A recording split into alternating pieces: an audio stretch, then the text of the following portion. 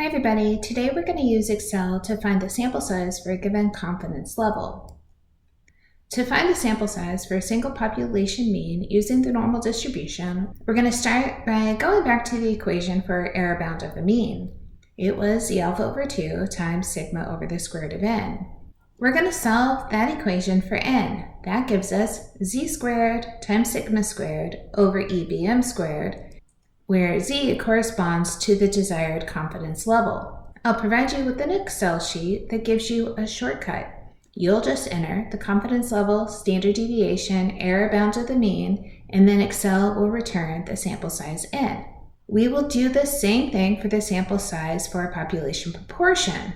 Remember, with proportions, we use error bound of the proportion, which was z alpha over 2, times the square root of p prime q prime over n. P prime is our sample proportion, Q prime is 1 minus P prime.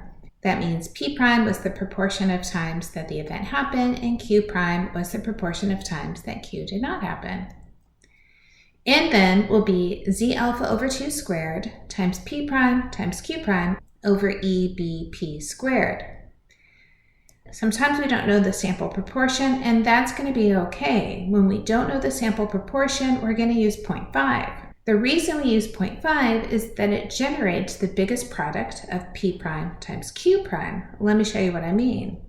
If you just take a few sample calculations of P prime and Q prime and then look at their products, the largest product occurs when I have a P prime of 0.5 and a Q prime of 0.5. This means that when we don't know what P prime is, we want P prime times Q prime to be as large as possible, so we'll get a little bit bigger n to make sure we get the desired confidence. The Excel sheet will also have the shortcut for finding n for a proportion. You'll enter the confidence level, P prime if you know it, or 0.5 if you don't, the error bounds of the proportion, and Excel will return the sample size for you. N should always be an integer. If we do the calculations by hand, we would round our values up to the next whole number. But when we go over to Excel, it is going to automatically round the numbers for us. So we aren't getting lucky and just getting numbers that work out perfectly. It is built into the system to give you a nice integer as your solution. Let's try some examples, and I will show you the Excel sheet that you'll be using. You're interested in the mean life of a rechargeable flashlight battery. From past trials, you believe the standard deviation of the mean life to be 4.2 hours. How many flashlights need to be tested to estimate the mean life of the battery life with a 98% confidence level to be within 0.15 hours of the actual battery life? Let's extract the values we need to use. We have a sigma of 4.2 hours, a confidence level of 98%, and an error bound of the mean of 0.15 hours. When we look at the Excel sheet, make sure you find the sample size for the mean. Our confidence level was 98%. We're going to enter 0.98. Our standard deviation was 4.2. And our error bound of the mean was 0.15. This says we would need to use 4,243 flashlights in our sample. Our next example says a gym is considering expanding their hours. They want to conduct a survey to determine the percentage of members that are interested in the new hours. How many randomly selected members should they survey if they would like to be 90% confident that the estimated proportion is within 2% of the true population proportion? This time our confidence level is 90%. We are not given a proportion, so we'll use that P prime as 0.5. The error bound of the proportion is supposed to be 2%, which we will enter as 0.02. This time we want to use the calculator for sample size of the proportion. Our confidence level is 90%, so I'll start by entering 0.9. P prime we don't know, so we're entering 0.5. And our error bound of the proportion, we want 2%, I enter 0.02. This says we need to survey 1,691 random members. Next, we want to estimate the percent of adults living in a state that are vegetarians.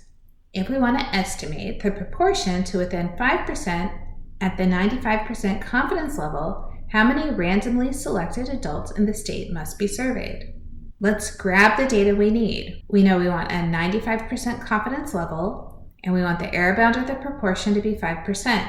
We don't have the sample proportion, so again, we'll use 0.5. Back in our calculator, we're changing the confidence to 0.95. P prime stays at 0.5, and we want a 5% error bound of the proportion, 0.05. This says our sample size needs to be 385.